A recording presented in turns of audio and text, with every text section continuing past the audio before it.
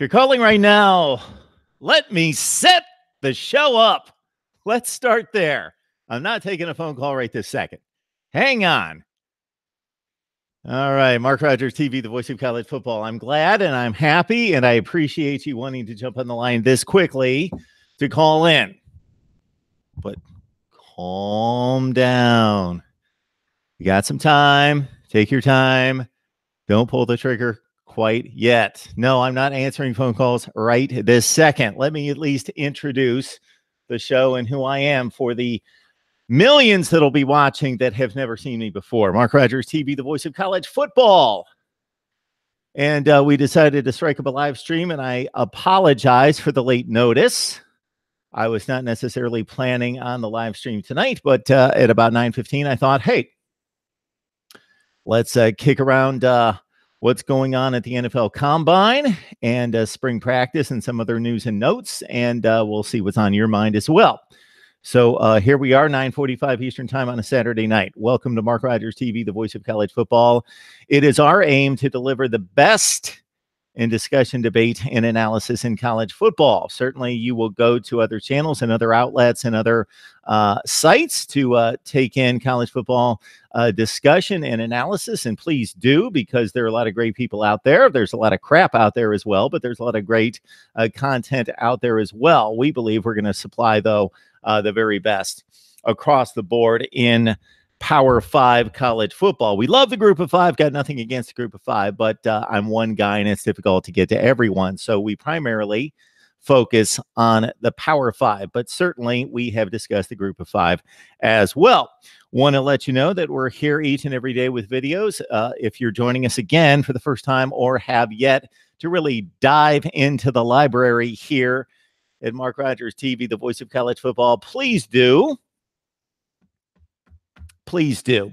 Just in the last week, we have taken a shot at Ohio State, Alabama, Auburn, Nebraska, Florida State, Miami, USC, and others in talking recruiting for 2020. And of course, a breakdown of the schedule, spring practice previews as most of the teams get underway just here in the next few weeks. I know a number of teams, especially in the Big Ten, get underway in the next week. Also, Alabama in the SEC and pretty much across the board. I'm going to have to get myself organized and run through and line up the dates, all these spring practice start dates for all the teams across the Power 5, and we'll be doing that soon. Wednesday. Get that locked in your brain. Wednesday, March the 6th. Cam Underwood's here from State of the U to talk Miami football at 7 o'clock Eastern time. Cam Underwood, State of the U, Miami football at 7 o'clock Eastern time. Then at 8 o'clock, I'm going to open up the phone lines. I'm also going to be bringing in as many guests to cover as many teams as possible from 8 o'clock on. We are going to be bringing guests in here talking college football nonstop from 8 o'clock until who knows when on Wednesday night. Want to also remind you that you can support the channel by grabbing the Amazon link in the description section of any of the videos. Go to the description section of any of the videos, grab the Amazon link, enter Amazon, do your regular shopping at Amazon, and you are supporting Mark Rogers TV, the voice of college football. You will see a product there. You do not need to buy the product. Just enter Amazon and do your regular shopping using the link there at Mark Rogers TV, the voice of college football. If you like the audio, which I'm guessing most of you prefer the video since you like the live stream and the live chat, but if you have people out there that you know on social media, family and friends, who would rather listen than look at me, I don't blame you. The audio you can find on Podbean, Stitcher, iTunes, Google Play, and Spotify.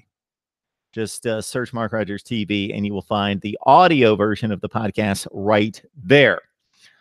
Also, you can find us on Patreon. We have opened a Patreon account, and we will have more details about Patreon in the near future. But please join us on Patreon for some exclusive content there. And again, there will be more details coming up, especially on Wednesday night, But please join us at Patreon. Many of you have been watching for quite some time and are big supporters of my channel. And you share in the recognition. You share in the accomplishments that we see here each and every day as we add subscribers. About 700 in the last month. As you might imagine, at the end of the college football season, there was a lot of interest and a lot of support in November, December, and the beginning of January. That tends to taper off, which is understandable. It's not alarming. It's not concerning, especially comparing my numbers in January and February this year versus last year. So we continue to grow and grow faster than ever before. And that's all because of you. That is to your credit, because I'm not doing anything different, but just trying to respond to your request for college football content, discussion, debate, and analysis. So in recent weeks, we have ranked the conferences. If you really want to dive into like neck deep analysis of college football, we review the results, all the Power 5 results from the 5 Power 5 conferences, the non-conference results, and we rank the conferences 1 through 5. So we laid down the metrics of the games, but we also brought some common sense and logic and context to it, most notably to rank the conferences. So check out those videos. Again, we did 6 videos because we introduced and we explained the formula. Then we knocked out a video and posted a video for each conference. And then we wrapped it all up with my conference rankings. I also ranked all the teams from 130 all the way up to number 1. What I'm in the process of doing right now, see all this lovely research right here, pages and pages and pages. I am ranking the coaches in every conference. I have done my research and finalized my rankings in the Pac-12, the Big 12, and I'm currently working on the ACC. I will be releasing those videos in the next few days, ranking the coaches at every conference. Then we will name and rank the top 10 coaches in college football. Then we will move on to the schedules, and I will rank all the Power 5 schedules and also project a record for every team in the Power 5 for 2019. By that time, we will certainly be diving into spring practice and delivering instant analysis on the news coming out of the various camps across the country as we head towards spring games, mostly played in April. Also, once I get past the schedules and the coaches, I'm going to rank all the players at every position in college football. I am going to deliver a top 5 in every conference and a top 10 nationally at every position: quarterback, running back, wide receiver, tight end, offensive line, defensive line, corners and safeties, linebackers, special teams players as well. Right here at Mark Rogers TV, the voice of college football. We have the super chat on. Certainly contribute if you would like. That certainly helps us go here at Mark Rogers TV, the voice of college football. And certainly one of you knows what the call-in number is, 860-325-3687. And yes, whoever called in, call back. I will take the call, 860-325-3687. I will get the number in the chat room as well. Keep in mind, Wednesday night, lock it in right here, 7 o'clock Eastern time, Miami Football Talk with Cam Underwood. Many of you are not Miami fans. Join us if you'd like. Talk about other teams in the chat room. But at 8 o'clock Eastern time, 8 o'clock Eastern time on Wednesday night, we are going full throttle talking college football with a number of guests and contributors on Wednesday night. All right. Always taking your requests.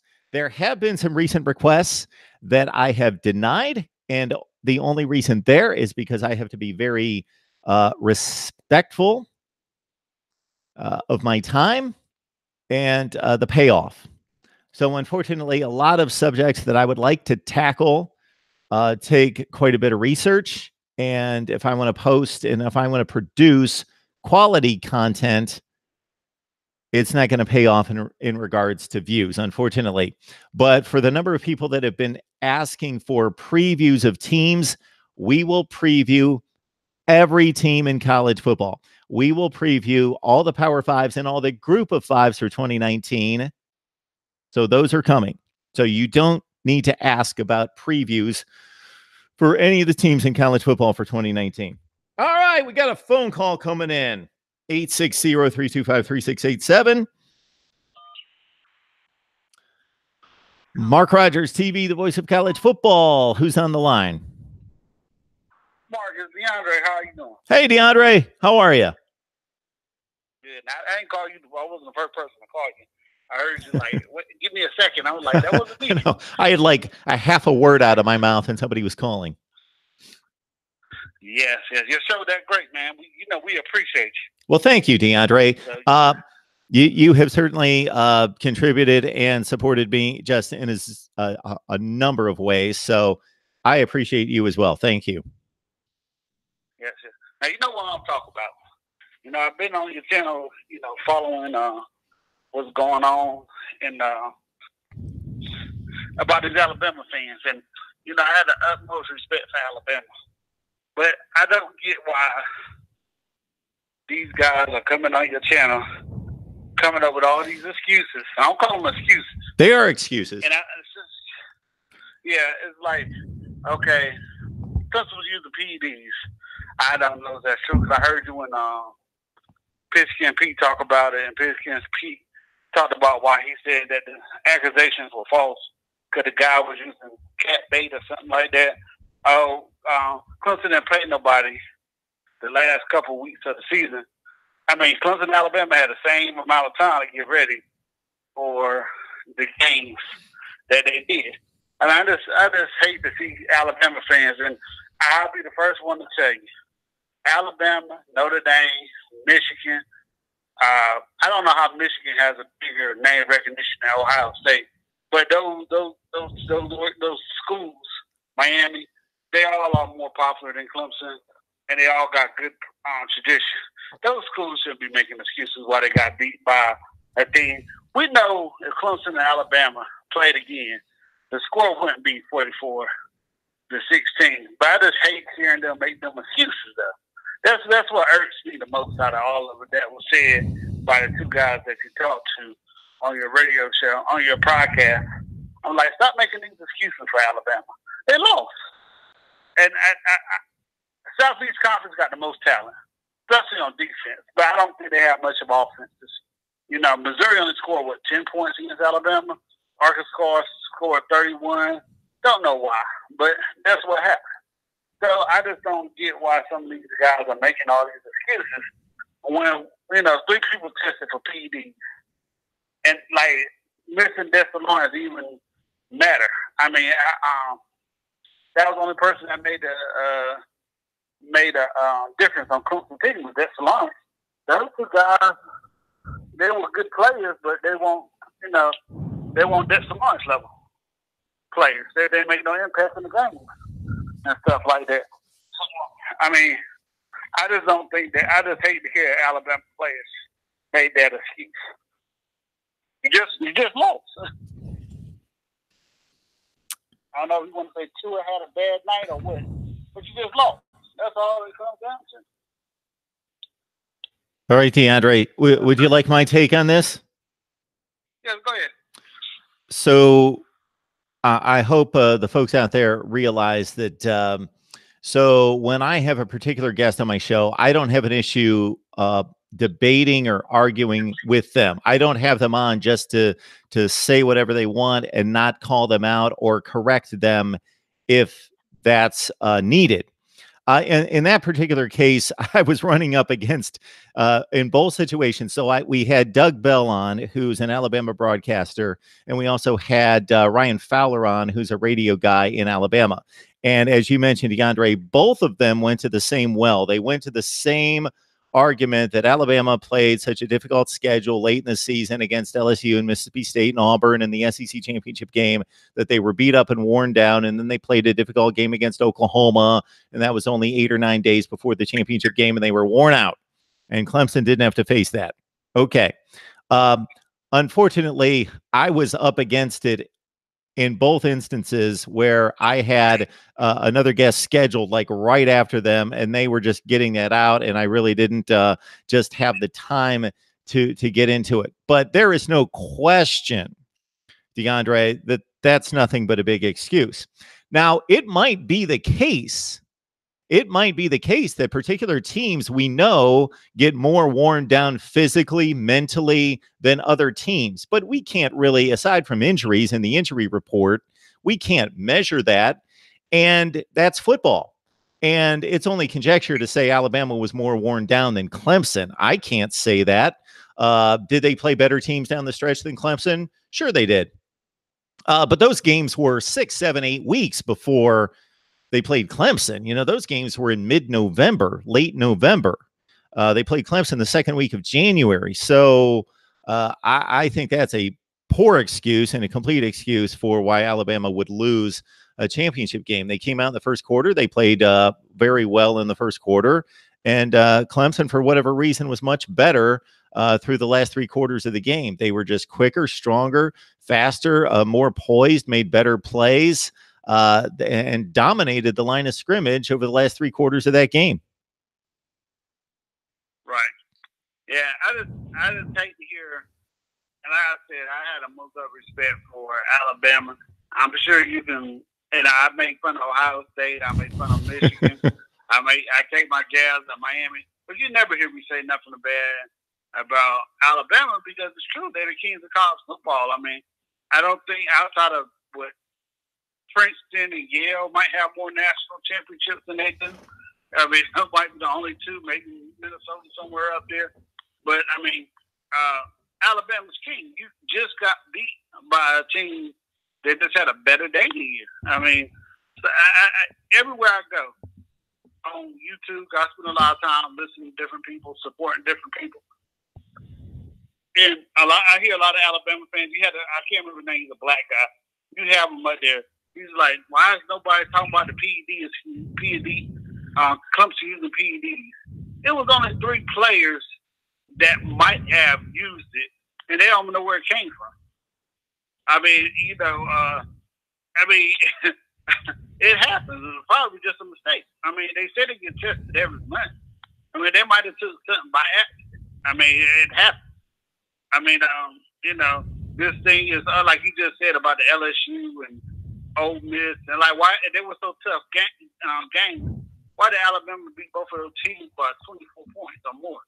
I mean, and those 2 teams couldn't score. I mean, they won't mention that the Citadel was in that game, those last couple games too. They won't never say that. I mean, I mean, I'm sure Duke and South Carolina, they're not pushovers. I think South Carolina scored like 21, 28 points on Clemson. I think 35. Yeah. So I'm just saying, it just hurts me to hear them, such a great program with a great history.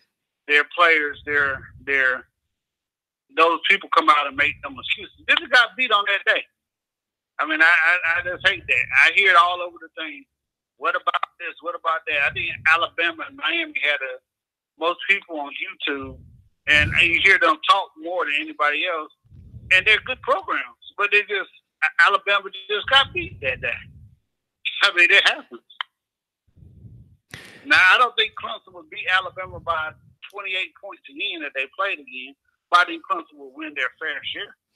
So the point I typically make in a situation like that is, anybody who has a football mind and a football brain and watches the games, we're fairly safe in saying that if Clemson and Alabama played a number of times or they played again, that it would be difficult to imagine Clemson beating them again 44-16.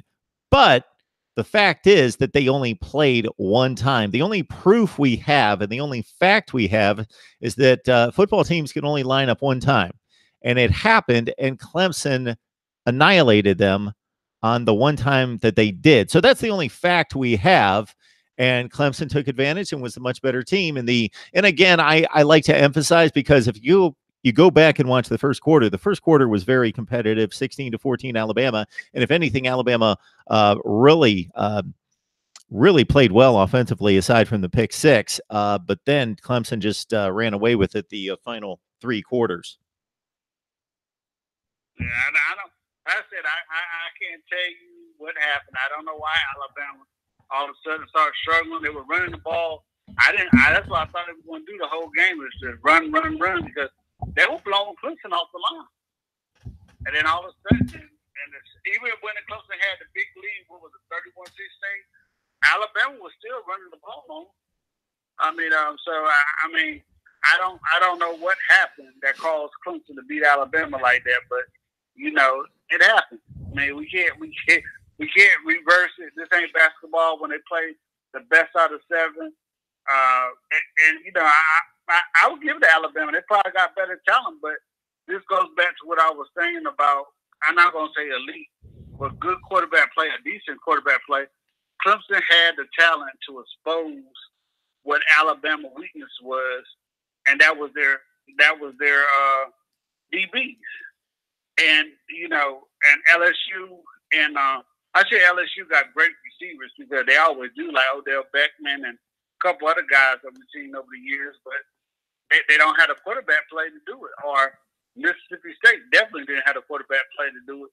So, the guy from Georgia, he did. He had the talent and he had the players around him to do it, but I don't understand how Georgia chokes all the time. I guess that's what happens when you run that punt from where you did. But Mark, man, I'll keep listening to the show throughout the night, and I'll comment when I can. And I thank you for letting me talk and rant. And I just ask Alabama fans, please stop making those excuses. Just stop making excuses, man. Don't make y'all program look good, and it's a great program. And again, DeAndre, so you're very gracious in saying that. So you're setting the record straight. Those are excuses, but at the same time, you're giving up, the respect to the current program and what they've accomplished at the same time. And again, once I started to read the comments that were coming back on those videos, I wanted to get on here and set the record straight in regards to my approach, and I did not want those opinions to get out there. I love the opinion. The opinion can go out there, but I wanted to refute it myself because that certainly wasn't my opinion on the situation. Do I think Alabama played a better schedule down the stretch than Clemson? Absolutely. They played LSU and Georgia and Auburn and Mississippi State. Those games were in November. They were 7 or 8 weeks prior to the Clemson game. And obviously Clemson had to deal with Notre Dame just a couple days before Alabama, a week or 8 days before Alabama. So Clemson, it was a fair situation. Both teams showed up and played, and one team truly showed up, and that was Clemson. Yeah. A very deserving national champion.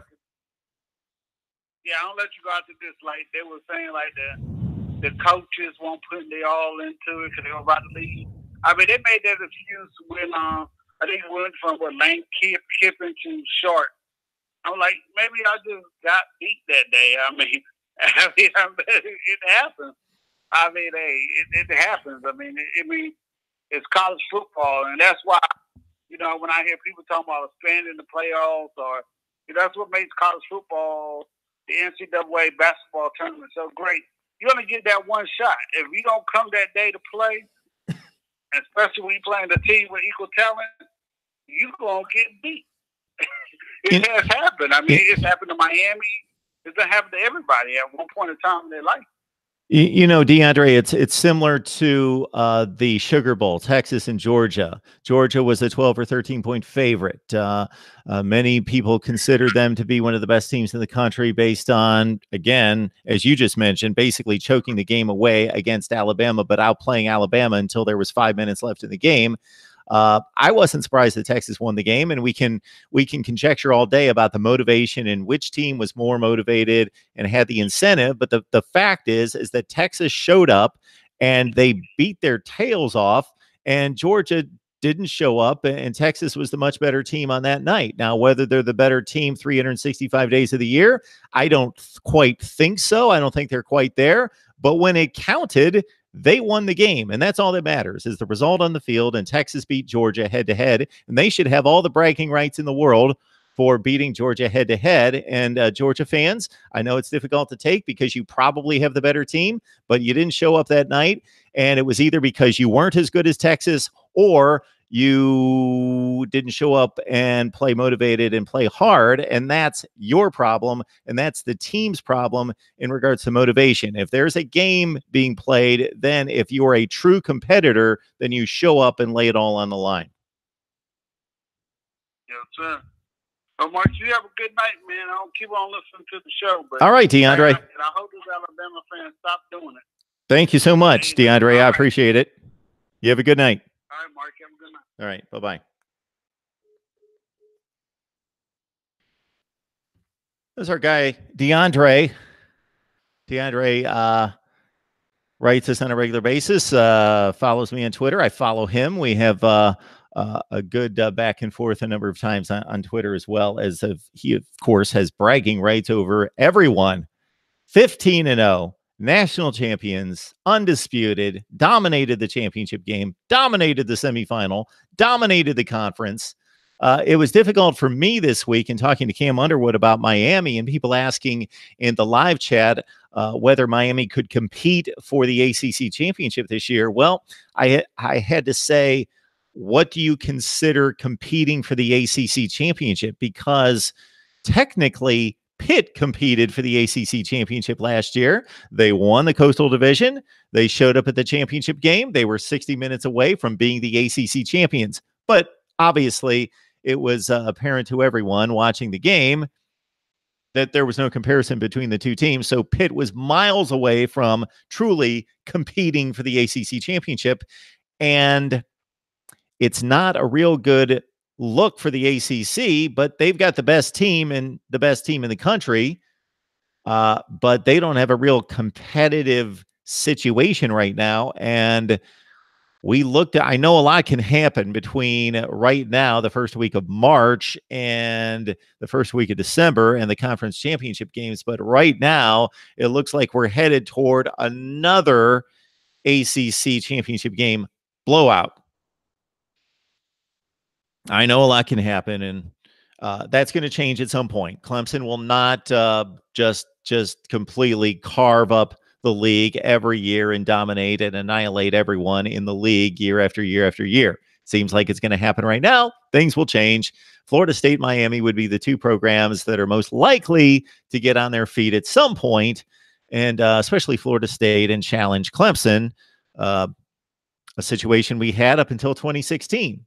Of course, I cut a video and posted a video just a few weeks ago looking at the Clemson and Florida State rivalry, looking at the talent on the rosters measured by 4- and 5-star athletes in the recruiting rankings, and how that rivalry and that competitive balance between those two teams in fighting for that division championship every year flipped in 2015.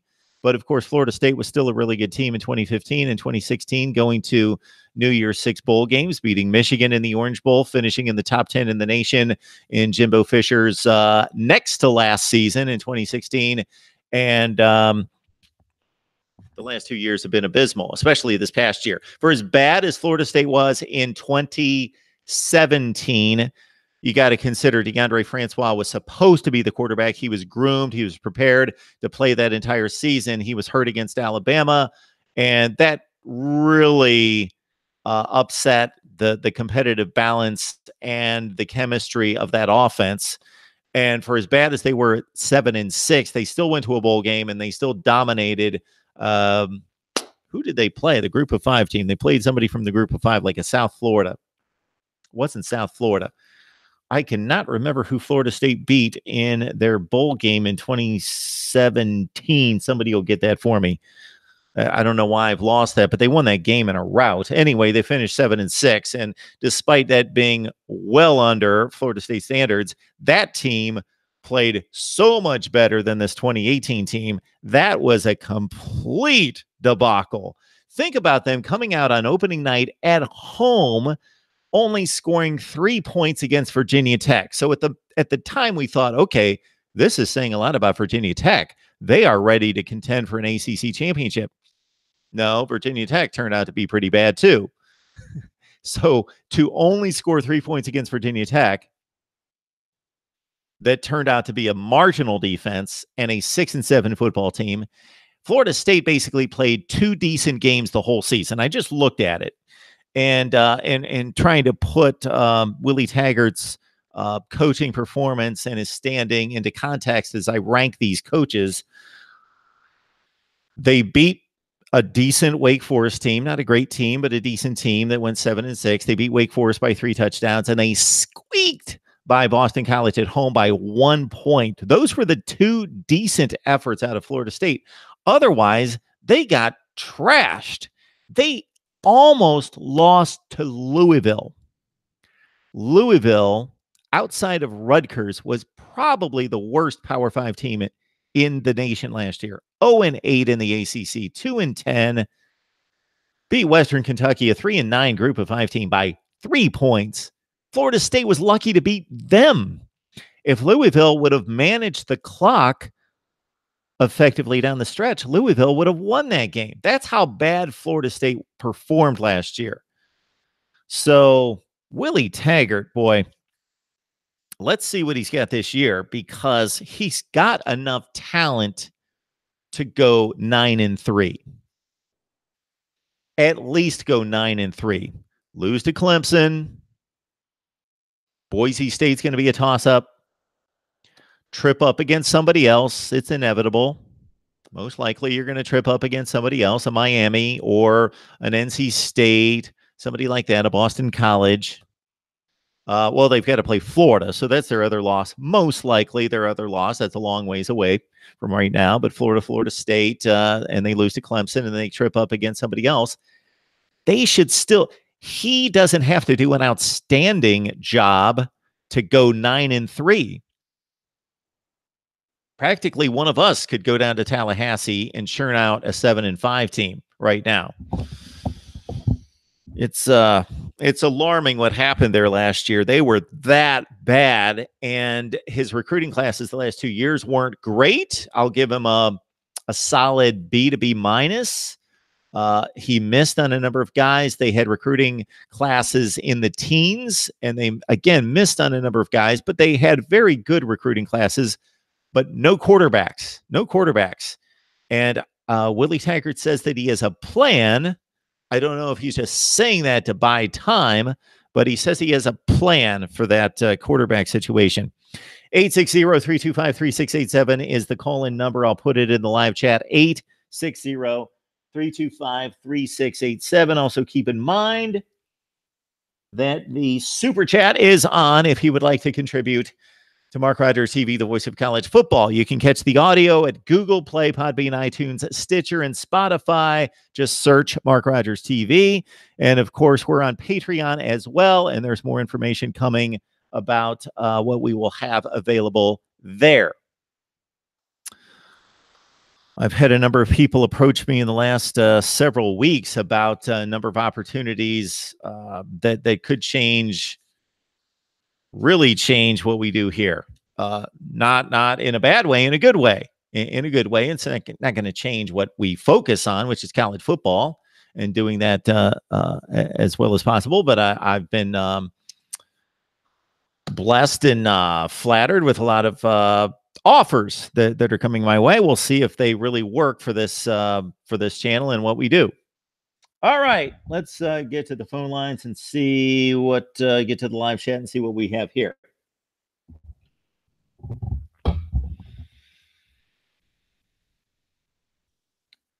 OG Club Kane, thank you so much for the contribution. I appreciate that. I hope you're still on the line to hear my appreciation and my thanks. Thank you for the contribution. I appreciate it. Thank you so much. All right, let's go back to the top. We got NCIS Fanatic 21. 247 says March 6th. Unfortunately, if I wait too long during the live stream, I can't go to the very top of the live chat. So hopefully I didn't miss too much. Volunteer Roadshow. Hopefully you're still on the line. I appreciate you having me on your podcast. I would love to have you on here to talk Tennessee football. So Volunteer Roadshow, give me a shot at MarkRogersTV at Gmail. MarkRogersTV at Gmail. I'm going to apologize to everyone out there about the newsletter. The newsletter is such an important part of this. but to sit down and knock out a newsletter every week. So I was consistent and I was dedicated and got that done from week 1 of last season through the conference championship games for 15 consecutive weeks. And then we did a couple postseason editions. Maybe we took a week off, I think, for Christmas. But besides that, I knocked out about 16 or 17 Voice of College Football newsletters to the 90 to 95 of you who have signed up for the newsletter. And now I've only given you about 2 since then. I knew that I would not be able to deliver one every Monday after the season was over, but I should have done something. I should have announced something. So I apologize for the lack of consistency there with the newsletter. I've got to get on that. We do have a call coming in, 860-325-3687. And it's Mark Rogers TV, the voice of college football. Who do we have on the line? You got Bobby Catfish from Volunteer Roadshow. How you doing, Mark? Hey, Bobby. How are you? I'm doing pretty good. Yeah? What's going on? Love your show. Well, thank I'll you. reach out to you. Maybe I could be on your show in the future. It's kind of a dead time, but, man, you sure do crank out the videos. I appreciate it. I love all the people in the live chat. They're always passionate about their team, and that's what makes college football the best sport on the planet, period. It is the best sport on the planet, and I always would make that argument against any professional sport, and that was, now this argument's starting to break down, though, Bobby, unfortunately, with this transfer portal and all these transfers going back and forth, is there was always a certain sense of pride. See, as a Vols fan, that you would say, bring up all your favorite Vols of all time and say, you know, there was never any chance that they were going to go play for Georgia or go play for Florida or anybody else, that they were always lifetime volunteers. But we're starting to lose that a little bit. Yeah, it's almost like it's turning into free agency. I don't understand that transfer portal thing. It's almost like you're thinking about leaving, you put your name in the hat, and that allows other teams to contact you at that point. But it is going to get out of hand, and I don't know what kind of can of worms it's opened up. But we had a great, eventful recruiting season. Alabama, Georgia, number 1 and 2, depending on who you looked out.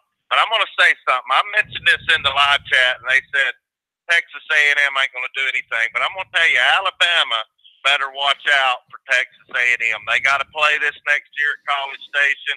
They got 10 of the top 20 recruits in the state of Texas, and that is saying a lot. And I think Texas A&M, Jimbo Fisher, they're coming for the SEC West. It might not be this year, but very soon it won't be a shoe-in for Alabama to win the West. That's just my opinion. Well, I think that contract and that move to Texas A&M and that move to the SEC West, where Jimbo Fisher knows that he needs to be on his A game to save his legacy and reputation, has infused some life into him. It has really jump-started him, and he has been a tear on the recruiting trail, as you mentioned, despite the efforts of Tom Herman and Texas, despite even though they had roughly the same rated recruiting class as Texas A&M, Jimbo Fisher actually hauled in the better players in state, as you mentioned. And they certainly annihilated NC State last year in whatever bowl game that was. I think the Belk Bowl, 52-13. They gave, outside of Georgia during the regular season, they gave Alabama the best game that they saw. Now, it wasn't a great game, but they still were within one score in the third quarter in that game in Tuscaloosa. Of course, they took Clemson to the wire. Yeah, it's looking good there at Texas A&M, and I agree with you. I don't know that they're going to be quite ready this year, but it is going to be intriguing to see if they are, and especially with that game at Kyle Field. Yeah, and you talked about that Texas-Georgia Sugar Bowl, and people are saying Georgia wasn't motivated, but I'm going to tell you something. Being motivated is just as much a part of the game as the X's and O's. Absolutely. Your quarterback play, your defense.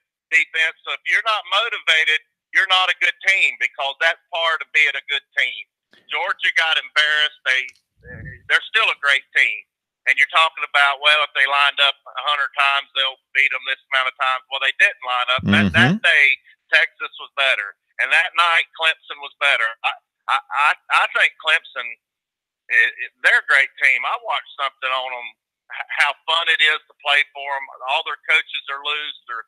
Their players are loose, with the exception of Brett Venables. He's never loose. He's always uptight and wound just as tight as he can go.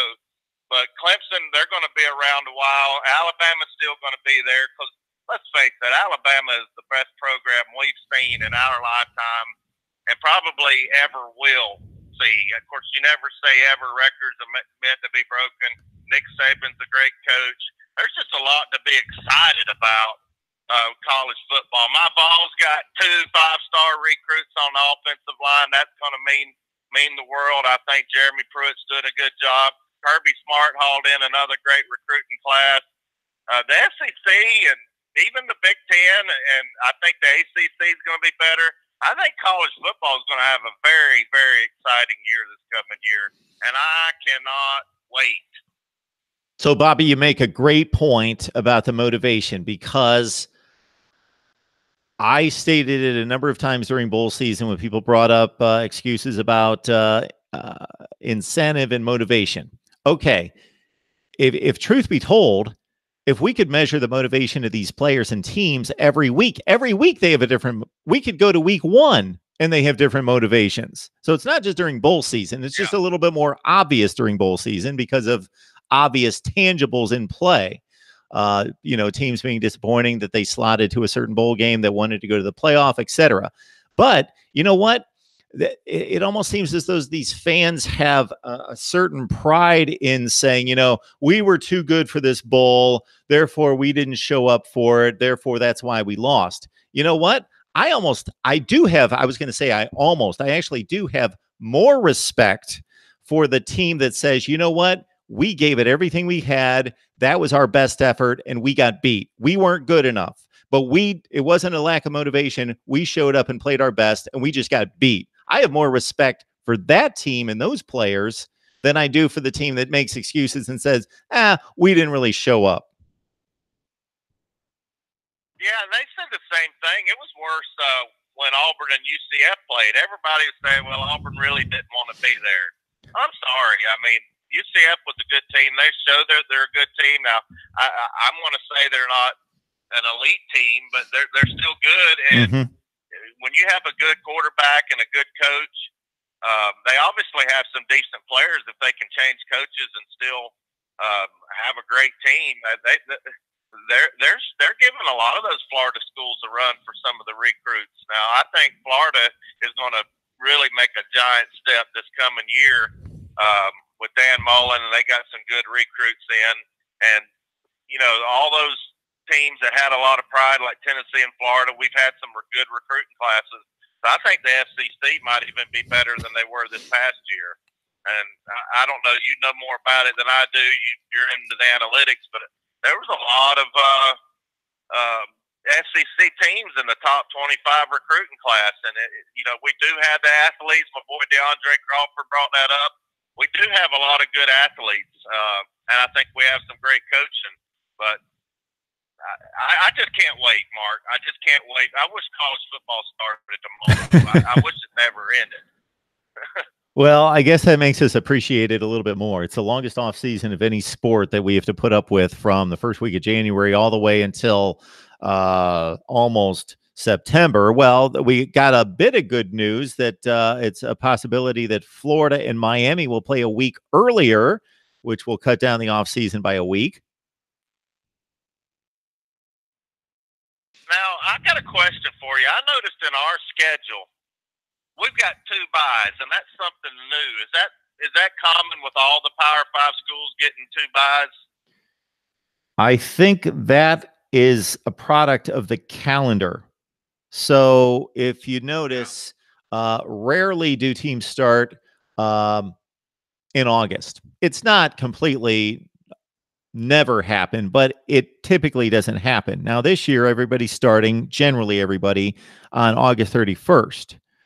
So instead of that first Saturday being September 4th or 5th, that backs everyone up a week. So I haven't analyzed it that much, but I have looked at a lot of schedules, and it does come to mind that a lot of teams do have, yes, 2 bye weeks. So I think it's just the way the calendar sits and them not wanting to start the season on whatever, September 7th or 8th. They wanted to start it August 31st.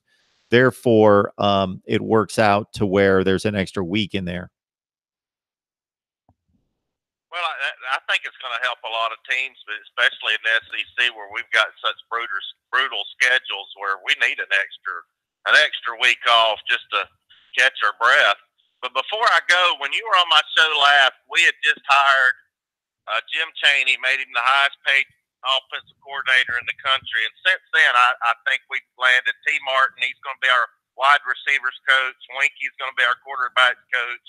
But what do you think about Tennessee's prospects? I want you to bring me back to earth because I think we're going to do a lot better than we did last year. But what do you think about Jim Chaney and T. Martin and Chris Winky being on our coaching staff and how that's going to make us better? Well, from everybody I've talked to concerning Chris Winky, they were impressed with his work.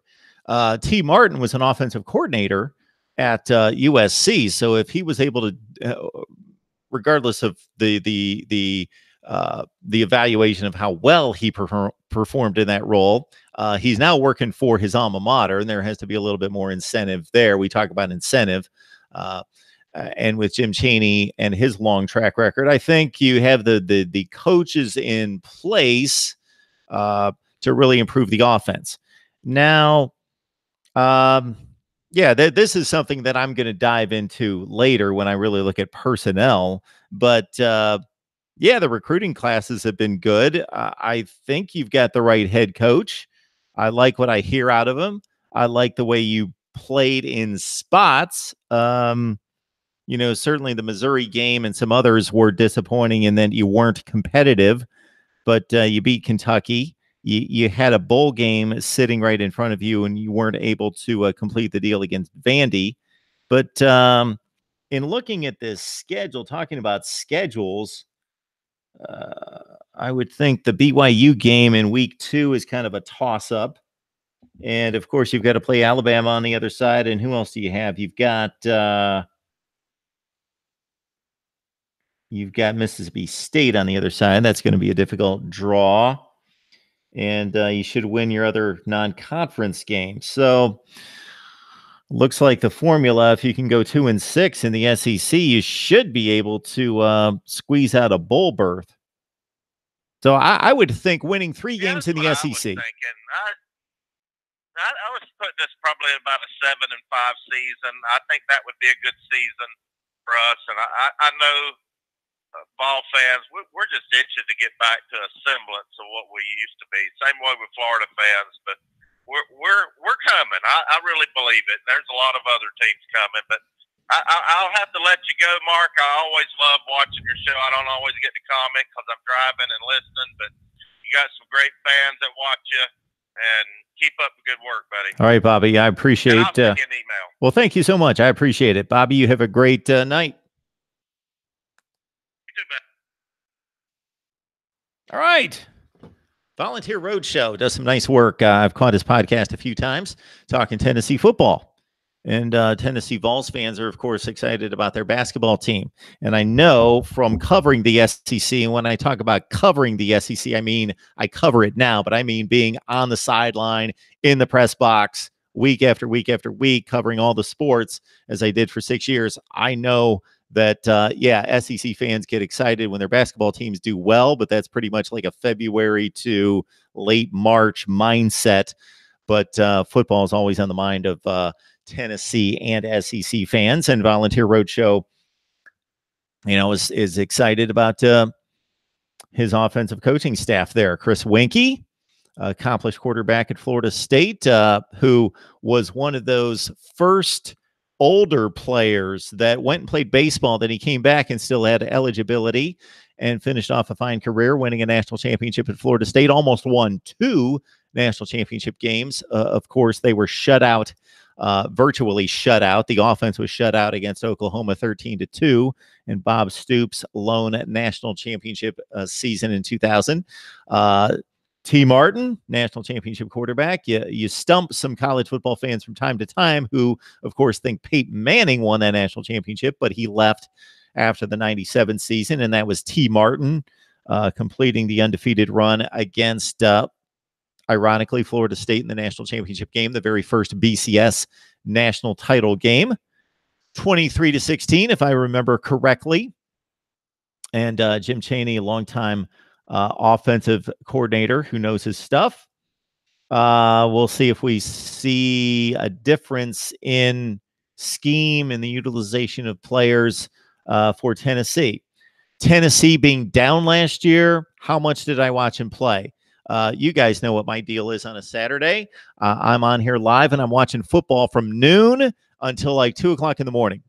Aside from fulfilling some fatherly duties, and now that my kids are grown and older, I do those on other occasions. It was a different deal when my kids were like 5 or 10 years old, and I didn't want them seeing dad watching college football for 12 or 14 hours every Saturday. So we go to the park and we do other things. But I digress.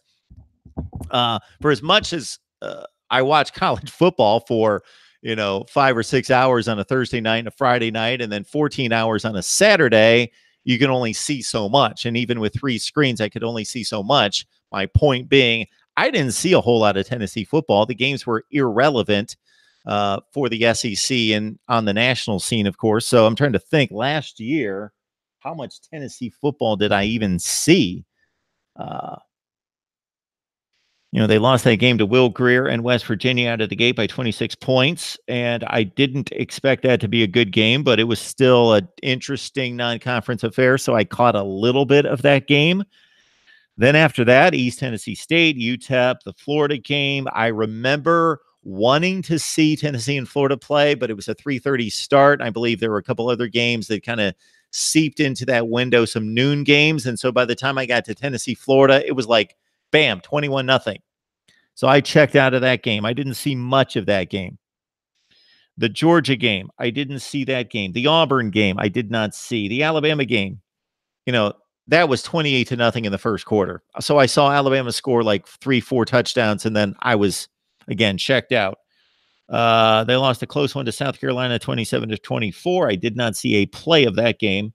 Charlotte, boy, that's an ugly showing. 14-3 win against Charlotte. The big game of the year, obviously, for as good as Kentucky was, Tennessee winning that game 24-7 against the Wildcats was the game of the year for Tennessee. Then they got drubbed by Missouri and lost to Vandy.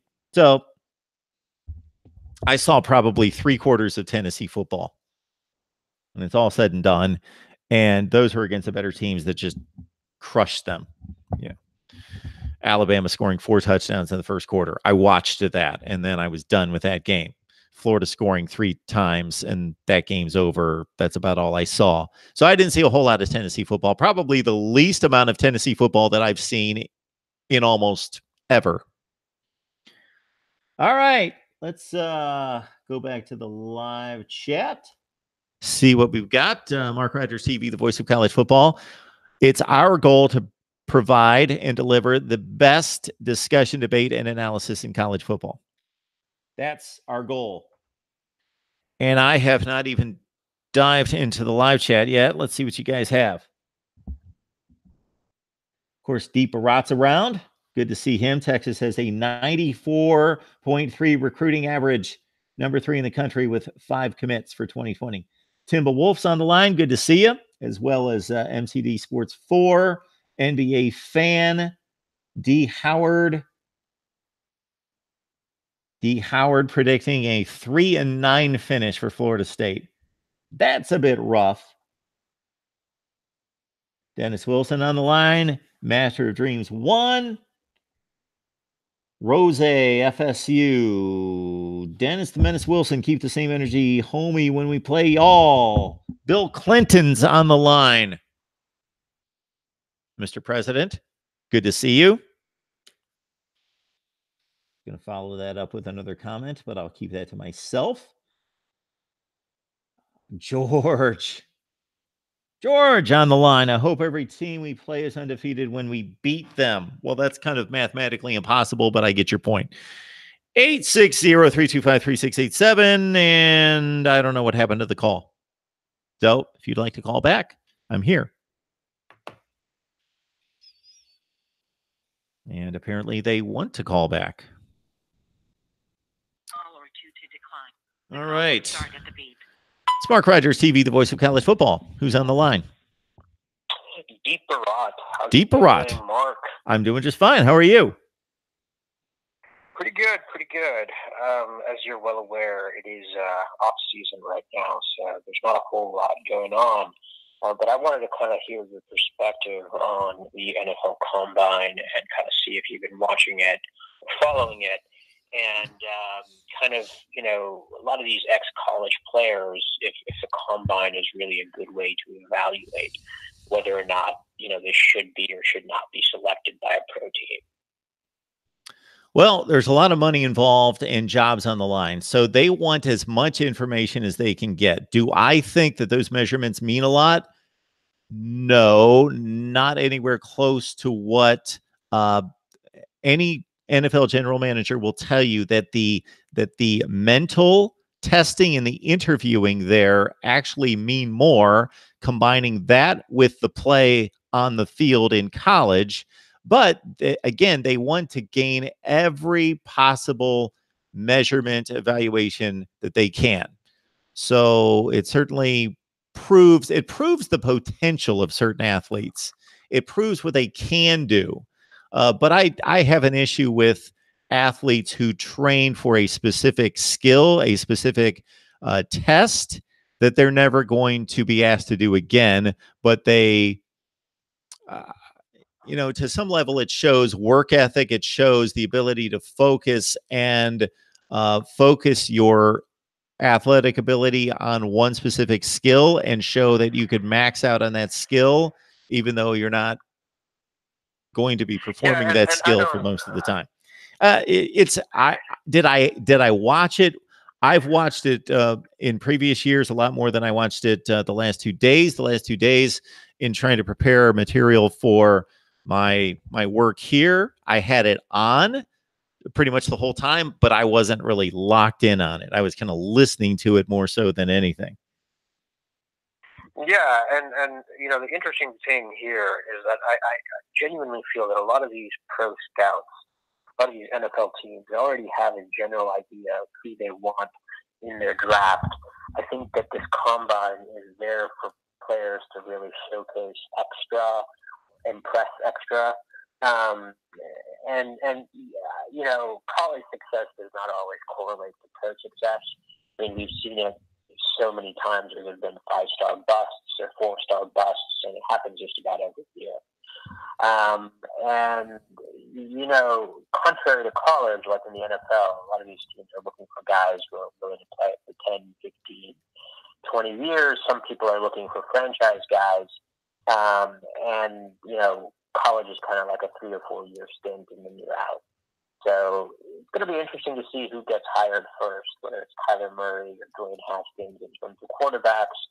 I know you're a big Ohio State guy, so I'm sure you're the Dwayne Haskins, but also Nick Bosa, who's also projected to be one of the top 10 picks, hopefully, in the draft for you guys. But yeah, I mean, and kind of going forward, you know, spring practice is starting. There's going to be a lot of spring football games. I don't know if you watch those spring games or follow those as much. Absolutely. But you know, I'm all over the spring games, Deep Barat. Yeah, absolutely. And so you probably keep in touch with who's going to be probably the likely starter. I don't know if you project rosters for the next year or not, but that probably is another reason to watch spring football. But yeah, I mean, besides that, man, I mean, it is off season. There's not a whole lot of activity going on. I mean, there's some basketball. Oh, and this is another important thing. Johnny Manziel was kicked out of the CFL. Mm-hmm. I don't know why he got kicked out, but kind of sad to see such a college superstar. Another example of college success does not correlate to pro success. But this guy was an absolute legend in college, and then he turned out to be a flop with the Browns, and the CFL dropped him after one season. And now there's this Alliance of American Football, which I'm not too sure if you follow that, but that's supposedly where he's trying to try out and get a job there. So I wanted to hear what you have to say on Johnny Football. Yeah, Johnny Football. Johnny Football was electric. I loved watching the kid play, and there were certain aspects of what he did off the field and how he conducted himself on the field that I didn't care for. I didn't think it was harmful. It was harmless, but I just didn't like it. I wouldn't like my kid acting like that. But if he did, I would just have a talking for him. I didn't think it was the worst thing in the world. In regards to his play on the field in college, I thought he was just a gamer. I thought he was lightning quick. He was fun. He improvised like few we've seen. Did he have this? He had the ability to go to the NFL if he would have, obeyed the rules, been a professional, showed up, learned his craft. He could have been a borderline starter in the NFL, most likely a decent backup in the NFL. I watched him play pretty much all of his NFL games, and they weren't awful. He didn't have a supporting cast, but he was decent. But he was just, he was a legend in college, a great college quarterback. Yeah, and I wanted to hear your perspective on this too. Is that there's about 3.2 million people in America that play some degree of organized American football. Out of that, probably a few percentage of that make a genuine high school roster. Out of that, probably 1.5 to 2% get into college, and then out of that, 1.5 to 2% get into the NFL. There's so many talented individuals that even when you're on an NFL roster, like you mentioned, Johnny Manziel was a breakout superstar, there's a very high chance of you getting cut every year, every 6 months, or maybe even every game, considering there's always someone else who's always there to replace you or take your spot. And that the cycle of the stream will always continue. So you think, maybe the NFL should expand, or they should have like a D2 league, or maybe have another league with the NFL. Obviously, arena football didn't work in the past, but there's a lot of kids who just don't have that professional opportunity. Just because people play football at the amateur level, we need to provide an opportunity for them to play as professionals. No, but it would be nice to see some more players. I don't need to see any more football. I don't need any more football leagues. I don't need any bad football. So it only goes to reason that the more teams you add and the more spots available, that you lessen the level and quality of play. It just gets worse and worse and worse and worse. Yeah, and we saw that a lot actually with some pro teams. I'm based in the San Francisco Bay Area, and the legendary San Francisco 49ers played absolutely pathetic this year. Again, I don't there you go. The pros, but literally no one was showing up to the games. For a team like San Francisco 49ers, the legendary past and the history they have, to just go absolutely berserk, just terrible. That's just destructive and horrifying. And Oakland, the other team in the Bay Area, that was horrible too. But we're confident. We're hoping that next year could be better for us in pros. And there's not a whole lot of college news to really be talking about. I'm going to be interesting to see what happens in spring football. Obviously, as you know, I'm a big Texas fan, and I'm somebody following Texas very closely, seeing how our kids perform there, but also following some of the other guys like Clemson, Alabama, Ohio State. Down here, the Pac-12 is pretty irrelevant, but I do think Jacob Eason and Washington is the name to watch out for next year in the Pac-12. I don't know if they can make a playoff run, but you never know, right? So. All right, Deeparat. I know that there's not a whole lot of news, and this is the dead spot between National Signing Day in February and the start of spring practice for all these teams. But the way we approach college football here, as you see, we still have plenty to talk about. I'm releasing videos like every 3 hours because I'm going to be ranking as I am. I'm ranking every coach in every conference. I'm ranking every team in the FBS from 2018. And then after I see them play in the spring games in 2019, I'm going to rank all the teams again for 2019, 1 through 130. And we're going to rank all the players, and we're going to just go nuts. So we always have enough to talk about. But just final question I have is, yes, sir. With all of this passion and stuff that you're portraying on YouTube, has ESPN, any kind of professional broadcaster, reached out to you to hire you, get a deal for your channel, or anything like that? Or not yet? That's an interesting question. So, do you realize that I work at ESPN? Oh, shit. No, I did not know that.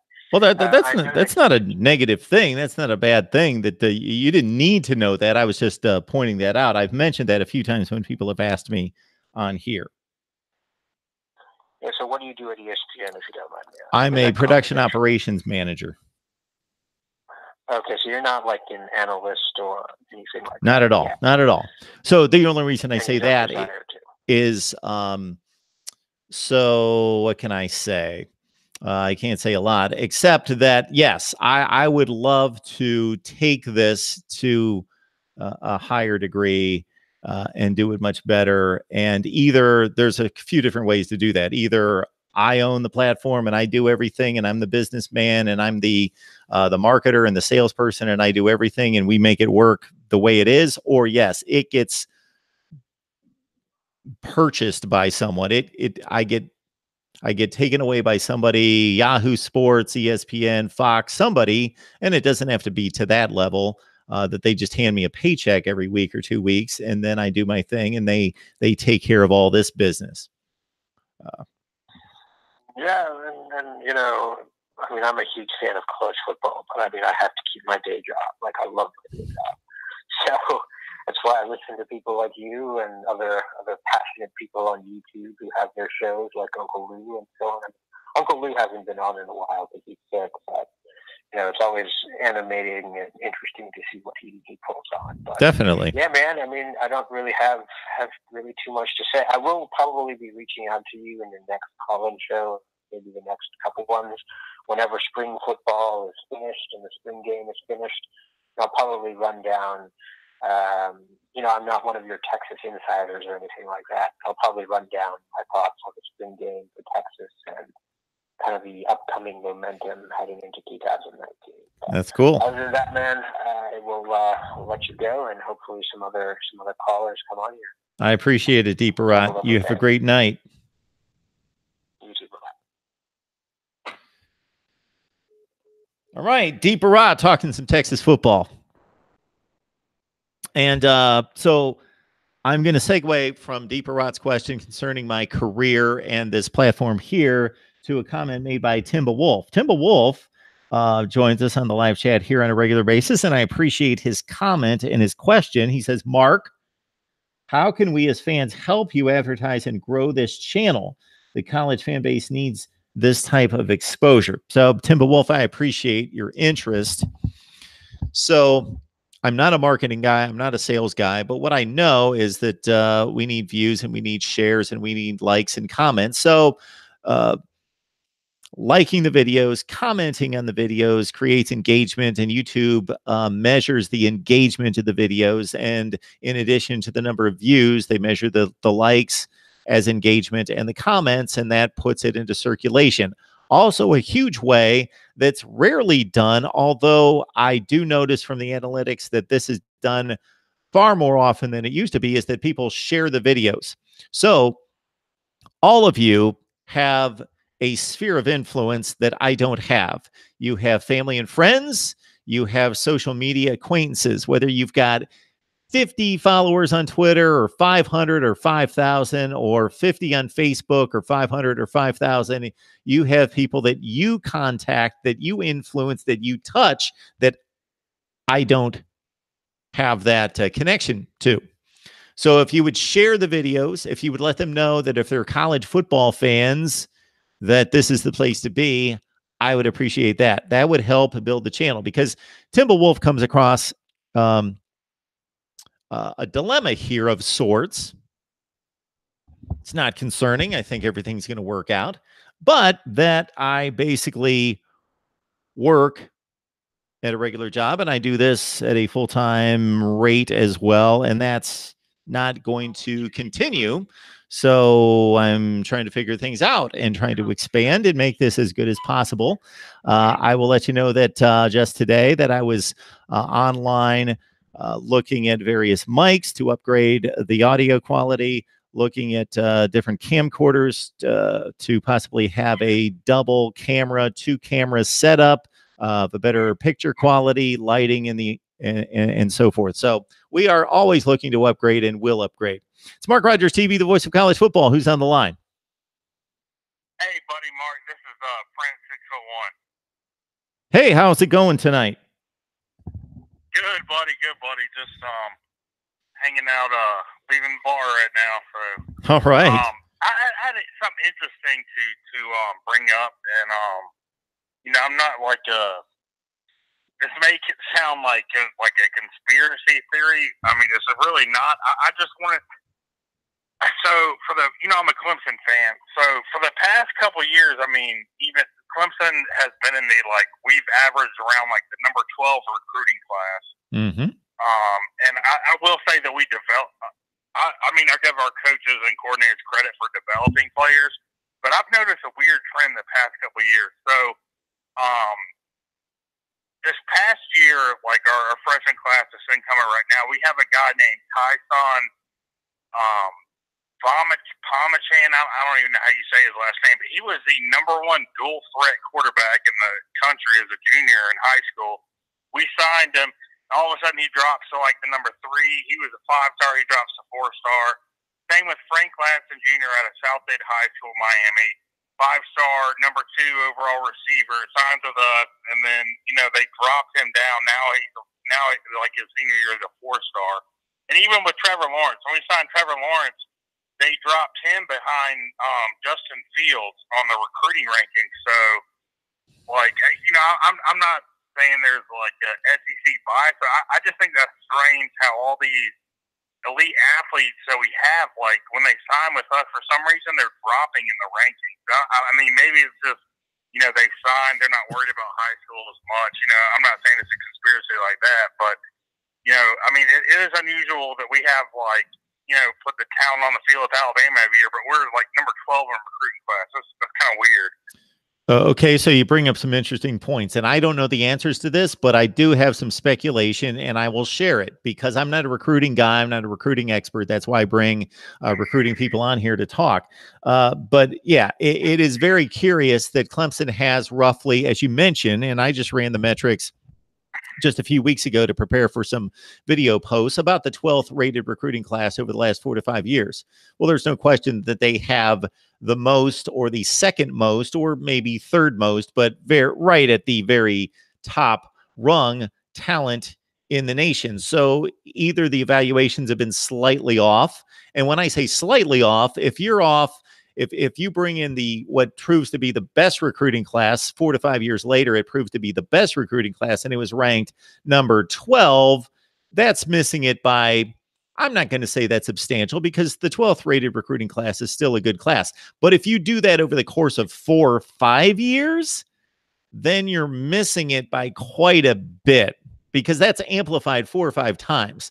So to your point, I agree. Yeah, statistically, that's an outlier. Yes. Yeah, exactly. If it happens once, the 10th rated class in the country may turn out to be the best class one time, but yeah, multiplied 4 to 5 times, that's missing it by quite a bit. So here's what could be the incentive. Number one, the incentive could be that these recruiting services know that, and I'm purely speculating, that more people in the SEC, more people that are SEC fans buy magazines and subscribe to online services to get their recruiting news. So they would be more apt to follow if they're following Tennessee football and their recruiting class is ranked and some of their targets are ranked higher than they should be. The other incentive, and I've heard this mentioned by a lot of recruiting people, is that they tend to, and again, this is all speculation, I'm just repeating it, I don't know this, that they tend to rank higher the prospects who have yet to commit, that they try to rank them higher because people are going to be more interested if there are higher ranked players who are uncommitted. Agreed. The second point you made, I agree with that. I've thought about that too. But the first one, I never, like, I guess I thought about that too, because I mean, these recruiting services obviously rely on, like, viewers and support that, like, they don't exactly have a monetary channel, so they need more readers and everything. And I mean, let's face it, like, I mean, I'm a Clemson fan, and we all talk crap about the SEC, but I mean, their fans stick together, and they are all about football. So from that angle, I will give the SEC fans credit. But yeah, that's a great point. I never thought about that. Well, let's conjecture here. And again, this is purely conjecture. Let's say Boston College. Let's say their fan base was just as interested in Boston College football as they are their professional sports teams. The Red Sox, the Patriots, the Bruins, the Celtics. It's a huge. I'm only 2 hours away from Boston. They're nuts about their professional sports teams. Boston College. Oh, yeah, they're even diehard down in South Carolina.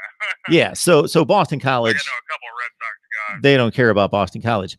But can you imagine if Boston College, instead of Boston College, and again, I just ran these metrics the other day, Steve Adazio actually doing a pretty good job considering the talent or lack thereof that he's bringing in. They have near the worst recruiting classes in the ACC. They're usually ranked 65th, 70th.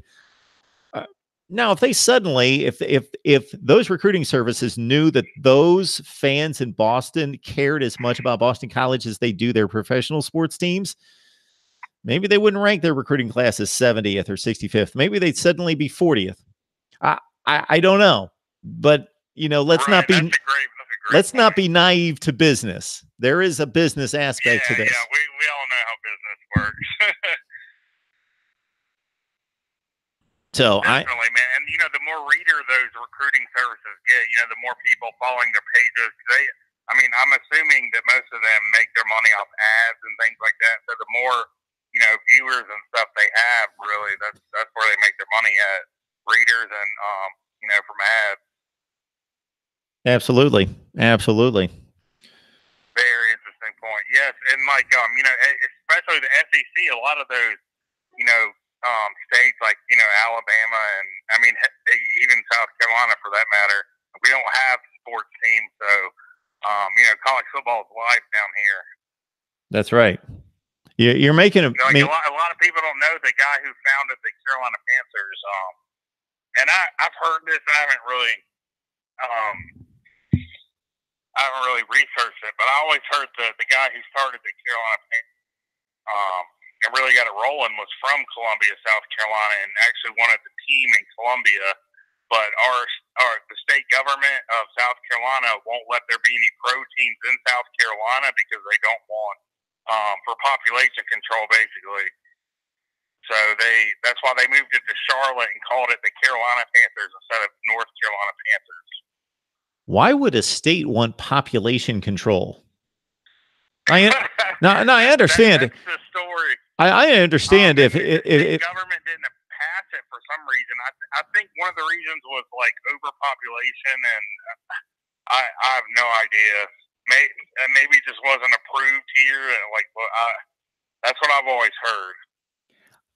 I understand I'll have to look into that. It's very interesting. I understand if Columbia, South Carolina suddenly turned into Tokyo, where there's or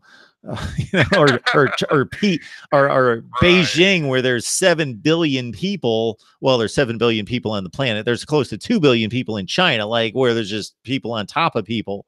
But I can't imagine that that's the case in South Carolina, that they're actually trying to stagnate the economy by not allowing a professional sports team there.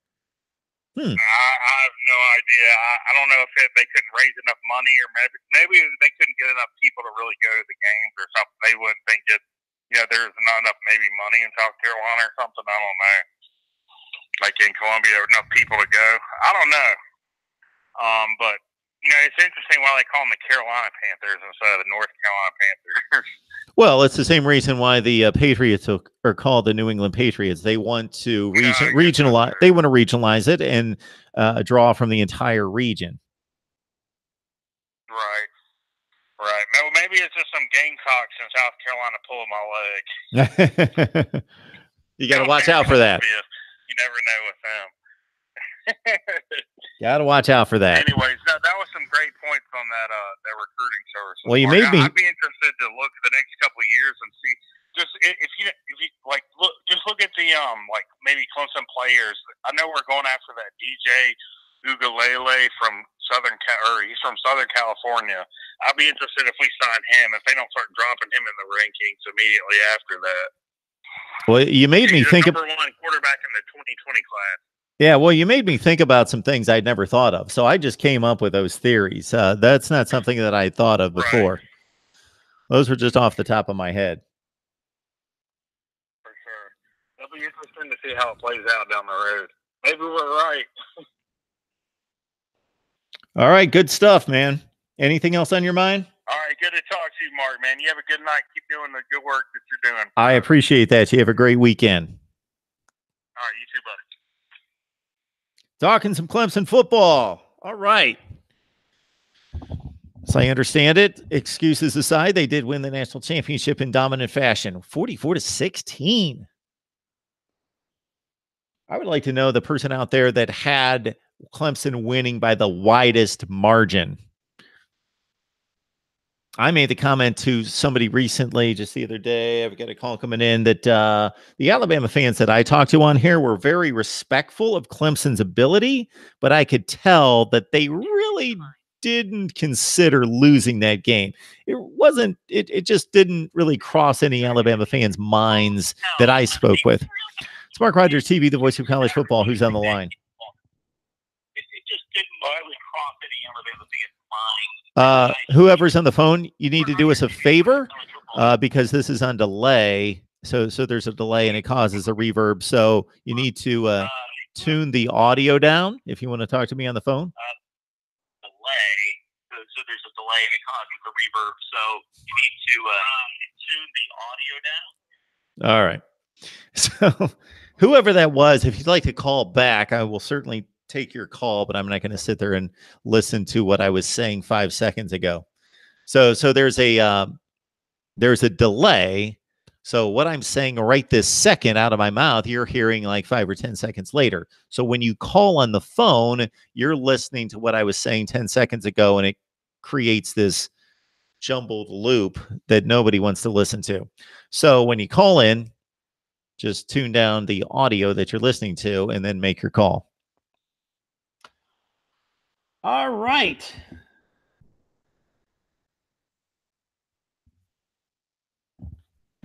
So somebody had asked about Cam Underwood's appearance on Wednesday night, 7 o'clock Eastern time. That will be a live stream, live chat. Cam Underwood at 7 o'clock Eastern time, talking Miami football. Then we will talk the nation at 8 o'clock Eastern time. Take your phone calls. And I have lined up right now about 10 guests, and that's going to grow even further. It's Mark Rogers TV, the voice of college football. Who's on the line?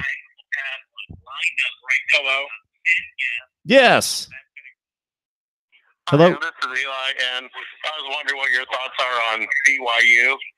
And like, if I guess what I was trying to say is, would they be more of a Group of Five or Power Five quality team? In my eyes, they are a Power Five. But that's just because I like to measure the BYU games against the Power Five.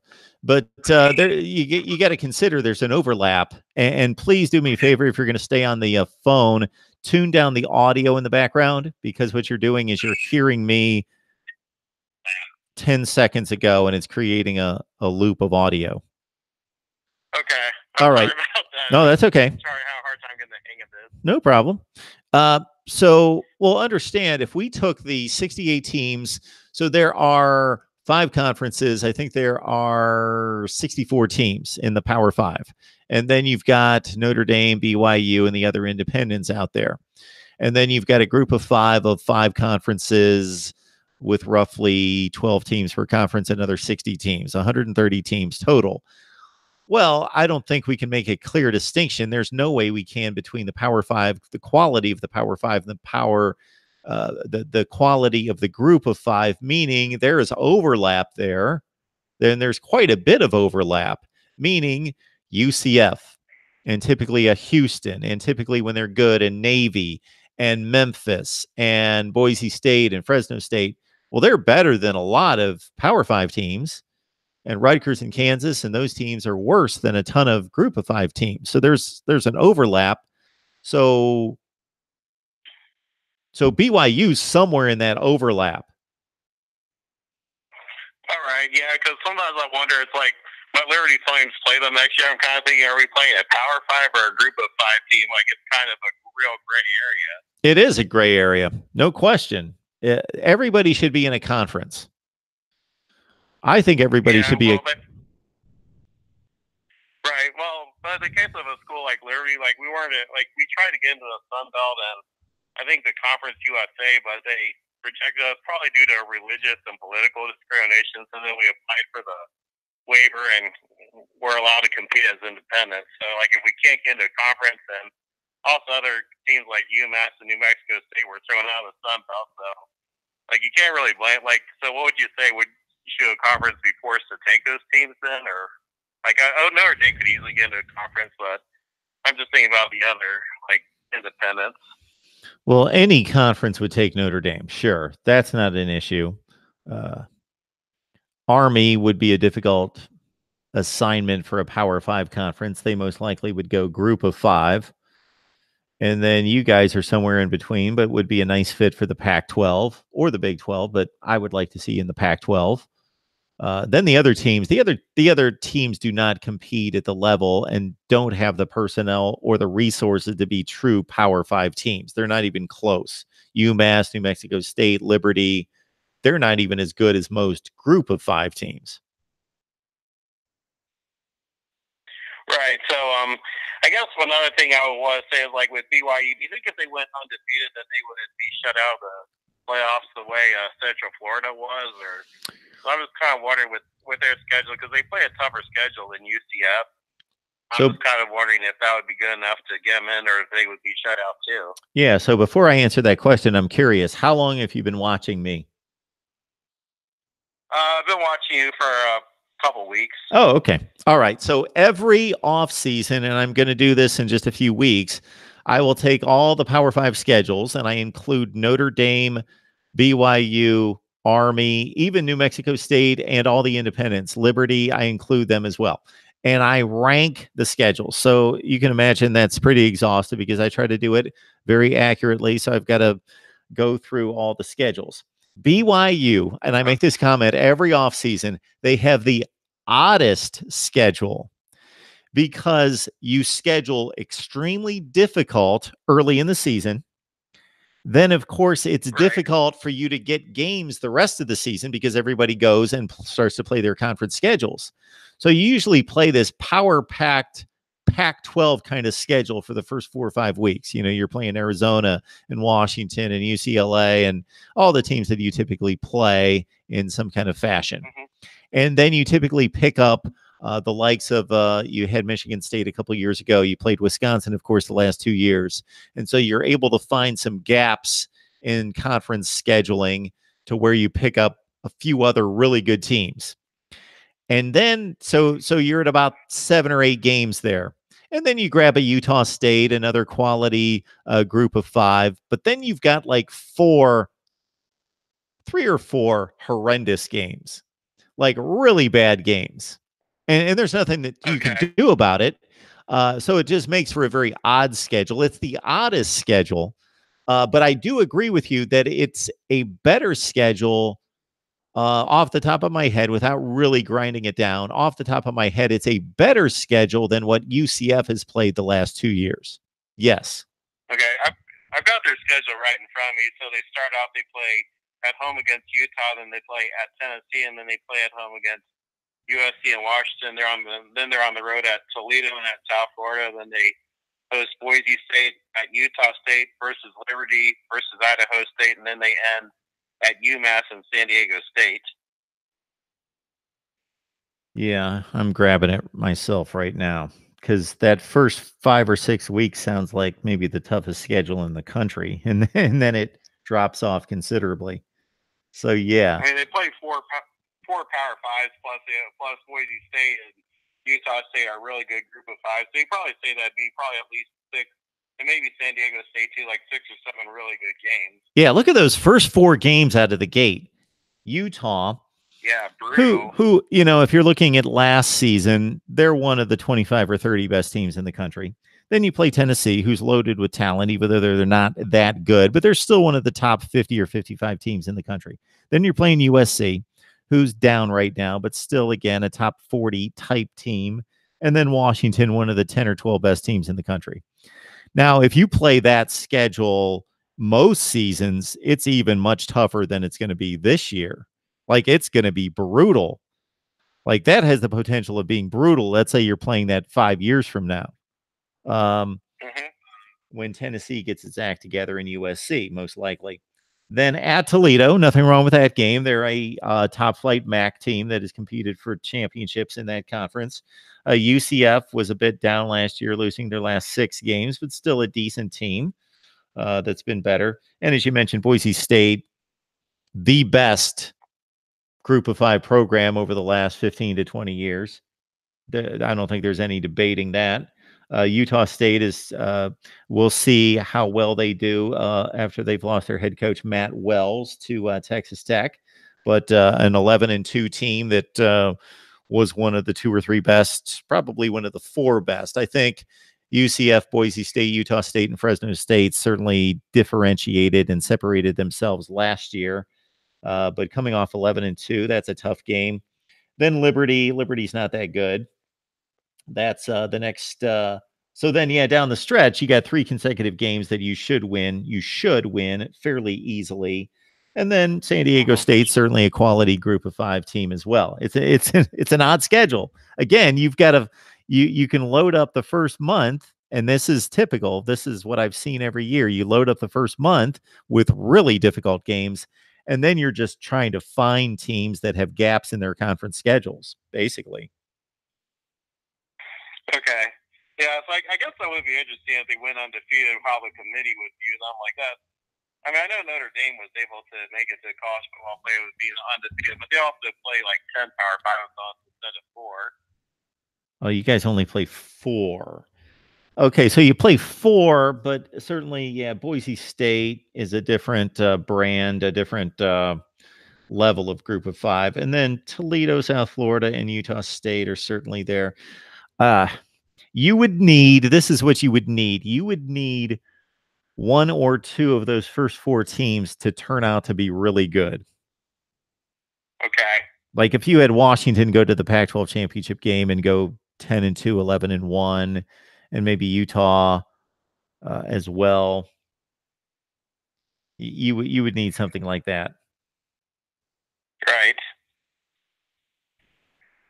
Okay, yeah, that was very interesting because I feel like there's so much gray area because like the committee doesn't want the group of 5 in at all, but but BYU, it's like as they're discussing all this gray area and with their schedule, it's like it's just kind of something to really think about. Yeah.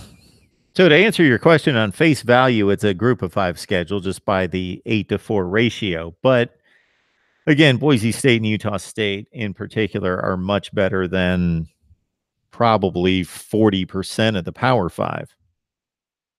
Right. 30 to 40%, something in that range. But what about Liberty? Like, they hired Hugh Freeze as their coach. You kind of wonder if they might end up being like a surprise breakout this year. Yeah, they could. He certainly. So that might actually be a much tougher game than people think. It could be. They played, off the top of my head, Virginia and Auburn last year and got pounded Liberty in both of those Troy games. In a big upset. That's right. They did. They did beat Troy. And it was 6-6 the first year as FBS yeah. FBS team, even though 2 of them weren't FBS teams. They lost to Army by 24 points. They lost to North Texas by 40. Yeah, they lost to some. Yeah, that Troy game was a bit of an aberration because they really had no other game that comes close to that in regards to a quality opponent that they beat. So, yeah, you've got an interesting situation there with BYU. How do you feel about being an independent? Well, I'm actually a big Liberty fan, but okay. So I think when it comes to independence, I guess I'll say this: I'd rather be an independent than in a group of 5 conference, because then we'd be tied to against a bunch of teams that probably aren't that good. But I'd rather be in a Power 5 conference than an independent. Sure, absolutely. All right, sir. Thanks for the. I think the way. Yep. We're gonna say. Go ahead. I guess one last thing I want to say is I think with Liberty's schedule is that I think they've actually scheduled pretty smart, because I feel like where our schedule sets up next year, we could have a decent chance to get into a bowl game, which would be a really good start for being first time for the start of our FBS here. And then as we can grow our brand and get a lot better, we can start scheduling much tougher opponents. Maybe I would love to have a BYU type schedule. Yeah. Yeah, but you would get beat up at this point. All right, sir. Thanks for the call. I appreciate it. All right. Thank you for taking it. Absolutely. Have a great weekend. Bye. Mark Rogers TV, the voice of college football. I think we'll wrap it up right here. Thanks so much for joining us. I don't know that we've got anything else to take care of. Keep in mind that our guy Timble Wolf brings up a great subject here. Just keep in mind that we need your help. So share the videos. I know most of you people are on social media. If you're on YouTube this much, then you're probably on Facebook, Instagram, Twitter. Share the videos. Not every video, whatever videos you like. But hey, if you want to share every video, you're more than welcome. Give us your recommendations, your suggestions on what we need to do here. Again, I apologize to a few people who have suggested videos, and I've had to say I don't. It is not in our best interest to produce a video on that subject, and no one's going to watch it. For as much as I would like to tackle that subject, nobody's going to watch it. And also, it would take me a bit of time to research and do it justice, and it's just not worth my time and the channel's time. So I've got to make those kind of calculations when I produce content. Wednesday night, 7 o'clock Eastern time, right here with Cam Underwood on the Super Chat. Of course, you can contribute right here at Mark Rogers TV, the voice of college football, on the Super Chat, as well as do your Amazon shopping by using one of the links down in the description section. You don't have to buy the product. Just use the link on Amazon, the link to enter Amazon that you'll see in the box in the description section.